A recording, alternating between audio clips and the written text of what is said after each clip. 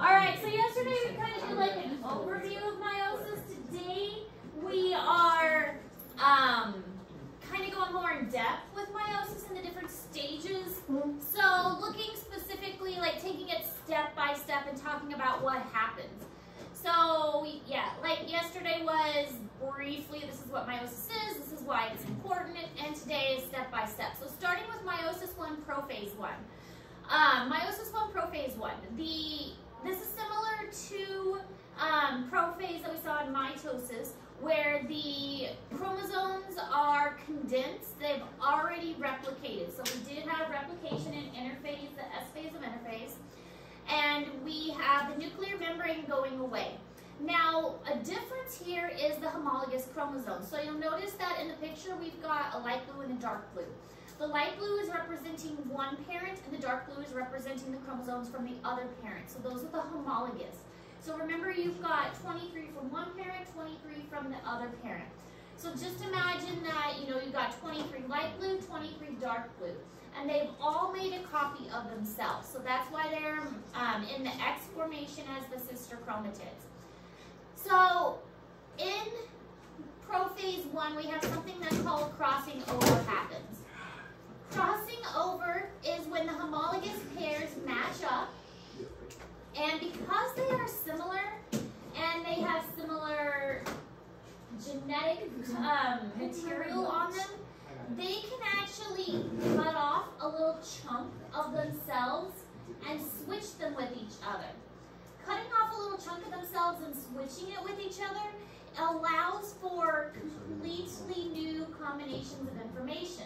This is one way that genetic information gets mixed up, and crossing over takes place during prophase 1 of meiosis 1. So this will be a question on your test as well. When does crossing over take place? It takes place during prophase 1 of meiosis 1. And it is one of the ways that genetic information can get mixed up.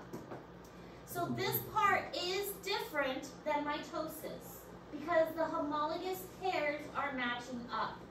Homologous pairs did not match up during mitosis, so this is different.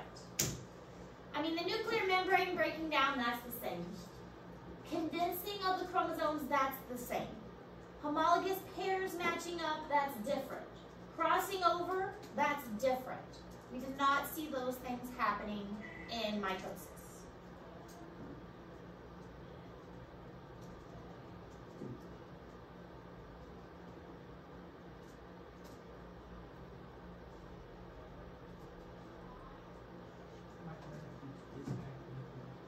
I've heard a lot of people saying they've been having trouble with the internet today. It's terrible. That disconnect. School needs fiber. Yeah. They probably will eventually. I mean, it's in Harrisburg.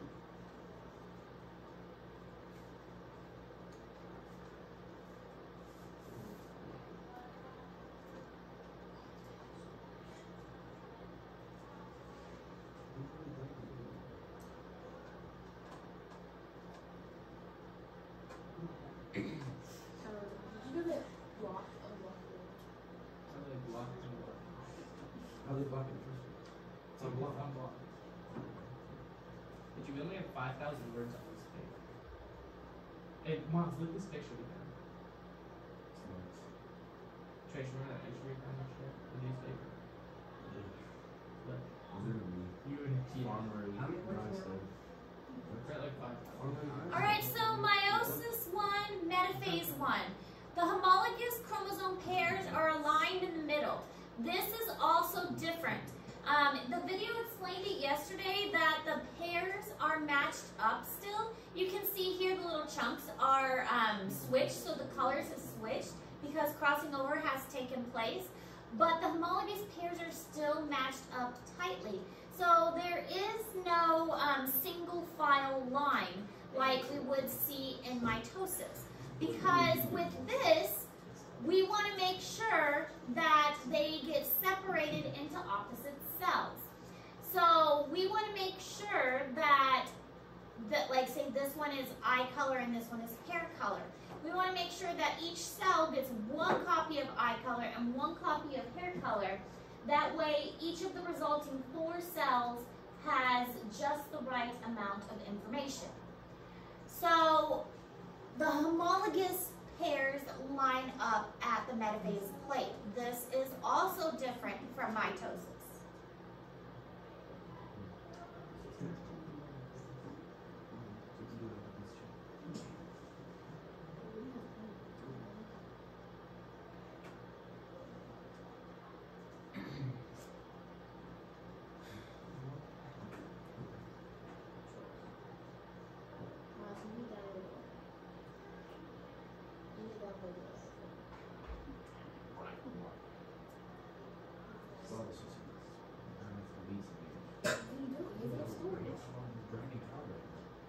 Doesn't Not matter. played COD yet. I said, heck, Really? yeah. We went to Lidl. Then we have anaphase 1 of meiosis 1. This is also different because we have the entire sister chromatid pulled apart.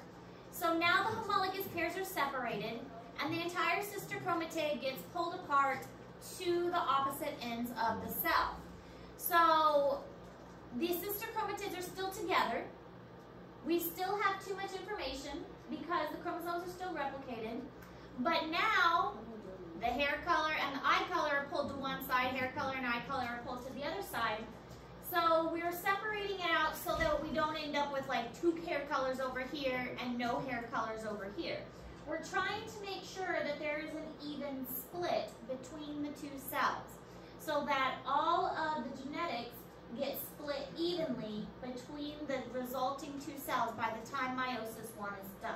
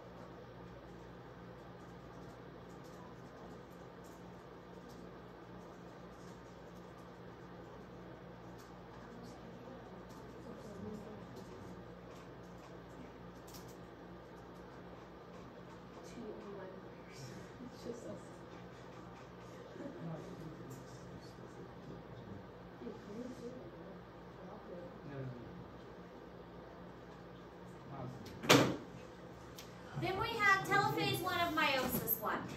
In this one, the cell is going to divide through cytokinesis, but we still have too much information. You can see we've still got the sister chromatid, so it's replicated here.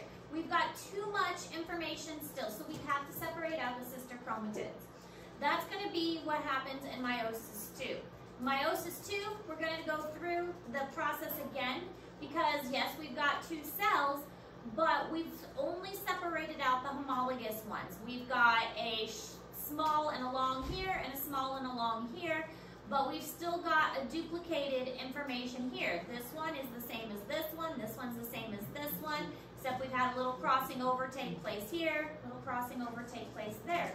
But now we've got to separate out our sister chromatids, and so that's going to be our next step. So both of these resulting 2 cells are going to go through meiosis 2, and that's going to be what gives us 4 cells at the end.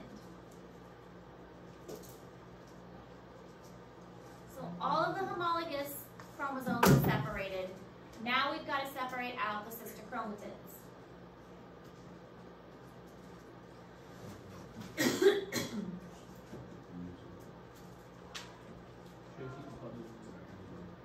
Call me what? Loser? You look old, you boy. Yeah. You guys did what that is. There's no point in asking him. He doesn't know what it is. I don't think he meant to say it.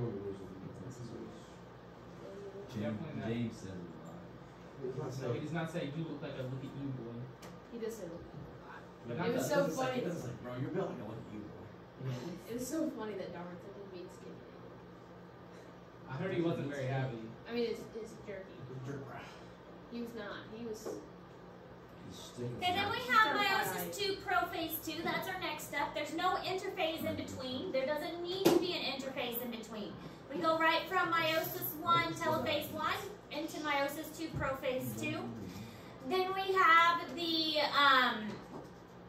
chromosomes starting to make sure that they're condensed and they are attaching to the spindle fibers. We're going to make sure there's no nuclear envelope to be present and available. So we're going to start them moving toward the middle, although they're not to the middle yet.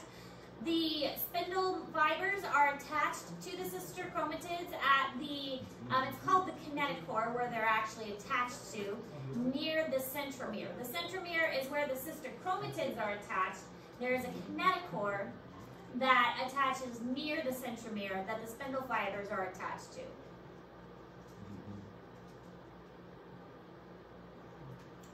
This part, meiosis 2, is very similar to mitosis. So another question you're going to see on the test is which process of meiosis is most similar to mitosis? And the correct answer would be meiosis 2.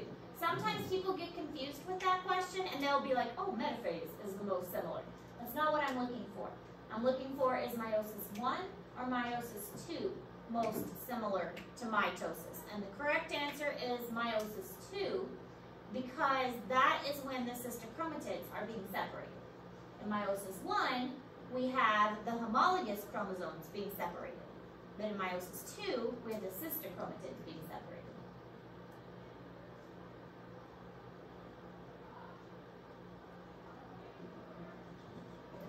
So then we have metaphase 2. This one's pretty simple. We have the sister chromatids lining up in the middle, metaphase middle. And it is single file, like the video mentioned yesterday. The chromosomes are aligned in the middle. And this looks very similar to what you're going to see in mitosis. The only difference is you have this happening in 2 cells because we've already split into 2 once during the first process.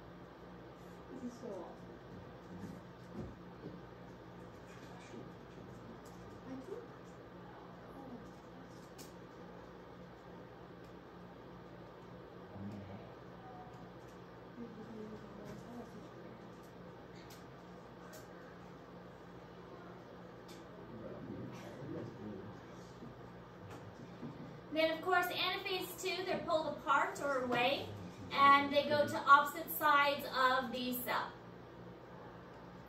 They're no longer duplicated, the sister chromatids are split, and the chromosomes are no longer copies of each other.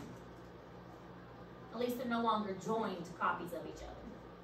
Joined copies are separated.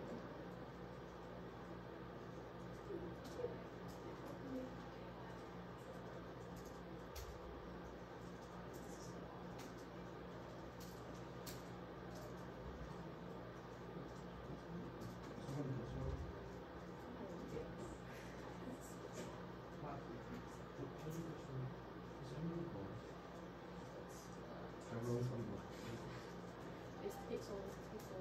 This is good. So that dirty.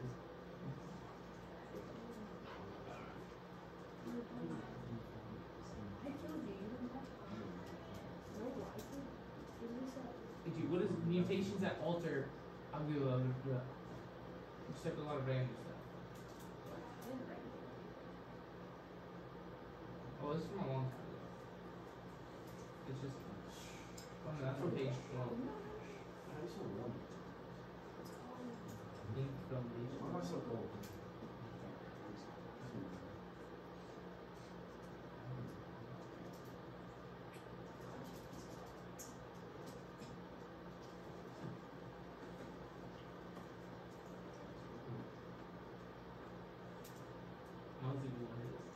All right, so then we have telophase 2 the last one, and this results in 4 separate cells. But during telophase, they unwind and the nuclear membrane is going to reform. So by the time you're done, you have 4 cells, and the important thing to remember is they are haploid. They have half of the information of the original. They also are all genetically different. So if you look at these 4 cells on the side here, no 2 are the same. Because of crossing over, each one of them is genetically different from each other, and also genetically different from the original cell. So no 2 are the same. These would each result in a different offspring. That's why if you have siblings, you and your siblings don't look anything alike. I mean, you have some characteristics that are the same. I mean, if you look at my children, you can definitely tell that all of them are siblings. But there are enough characteristics that you can also tell that they are different from each other. So the result of meiosis is genetic diversity. And we will talk more about genetic diversity, I think tomorrow. Tomorrow's material talks more specifically about genetic diversity.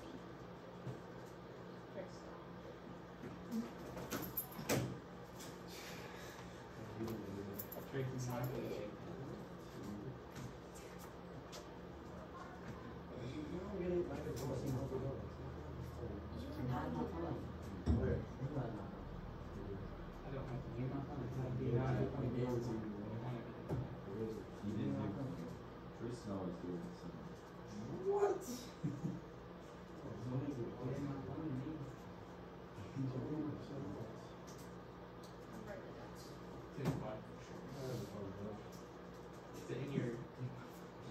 Are you just grinding me?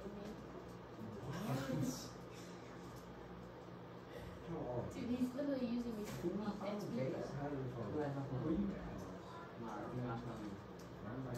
Oh, I'm not even in the game. Raz, I give it your trust to Jay. Tracy, if I put in my back, Frogs, humans, plants, and many other organisms carry out sexual reproduction to generate offspring with a unique set of genes. In animals, such as this frog, sexual reproduction requires fertilization of sex cells called gametes, or eggs and sperm, which are made during a process called meiosis. What are the steps of meiosis? Let's find out by exploring the male reproductive organ, the testes, of a frog, and look at the sperm-producing tubules. Within the nucleus of a diploid cell, the chromosomal material is dispersed and not condensed until it's time for meiosis to begin. But for better visibility, we will show the chromosomes condensed. There are 2 copies of each chromosome. Each pair is called a homologous pair because they are the same size and both have copies of the same type of genes. Making up each pair is a red chromosome from the maternal parent and a blue chromosome from the paternal parent. Here, for example, we see 3 homologous pairs, so 6 chromosomes in total. During interphase, chromosomes duplicate inside the nucleus. Each of the 6 chromosomes shown now has 2 identical sister chromatids attached at the centromere. Meiosis 1 begins with prophase 1. Chromosomes now become condensed and homologous chromosomes pair up. With homologs so close, a very important event can occur, called crossing over, creating new combinations of genes. As we head into metaphase 1, we see the nuclear envelope is broken down, and the spindle spans across the cell. The spindle grows as tubulin proteins are added on. Soon, the spindle spans across the cell until all homologous pairs are aligned down the middle of the cell. Attached to each chromosome's centromere is a kinetochore to which microtubules bind. Microtubules from one spindle pole attach to the kinetochore of one homologous chromosome, and microtubules from the other spindle attach to the kinetochore of the other homolog. This occurs for all homologous pairs of chromosomes. In anaphase 1, members of homologous chromosome pairs separate and move toward opposite poles. This is because tubulin proteins are removed, causing the spindle to shorten. When chromosomes arrive at the spindle poles, telophase 1 begins. Soon the spindle disappears altogether, and cytokinesis splits the cell into 2 new cells, each cell with a haploid number of chromosomes, and each chromosome consisting of 2 sister chromatids. Meiosis II. Both new cells enter meiosis II. Prophase II is similar to prophase I. Inside the nucleus, chromosomes condense, and sister chromatid pairs are still attached at the centromere. As we head into metaphase II, we see chromosomes align again down the middle of the cell.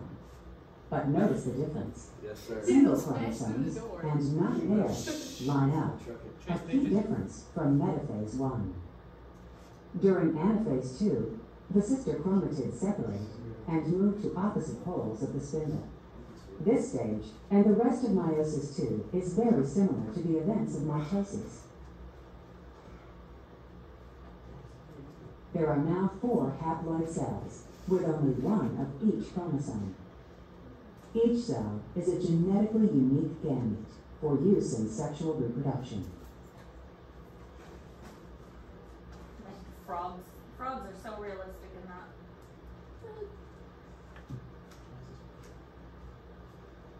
Nice, Esther. Yes. What's that? Frog?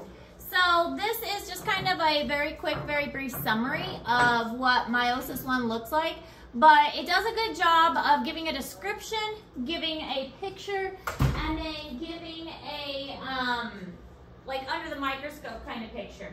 So it does a good job of like explaining it in several different ways. This is in Google Classroom. Here's meiosis II represented in a similar way, description, picture, and then a microscope picture. So this would be a good one to go back and study when we get to our test, which is coming up, probably sometime next week. This is a side-by-side comparison, mitosis and meiosis, and the similarities between the two. Meiosis is what meiosis does, what mitosis does, and then how the two kind of compare to each other.